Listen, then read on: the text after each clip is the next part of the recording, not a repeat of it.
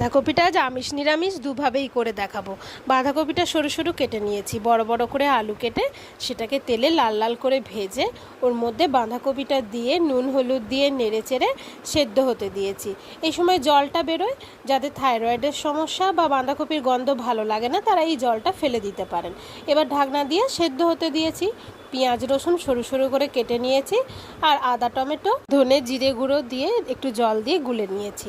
বাঁধাকপি সেদ্ধ হয়ে গেছে। এবার কড়াইয়ে পাঁচফোড়ন আর লঙ্কা দিয়ে মশলাটা দিয়ে ভালো করে নেড়ে নিয়েছি, কষিয়ে নিয়েছি। একটু চিনি দিয়েছিলাম। মশলা থেকে তেল ছেড়ে দিলে সেদ্ধ করা বাঁধাকপিটা দিয়ে ভালো করে ভাজা ভাজা করে ওপর থেকে গরম মশলা একটুখানি ঘি দিয়ে নামিয়ে নিলেই রেডি হয়ে যাবে নিরামিষ বাঁধাকপির তরকারি।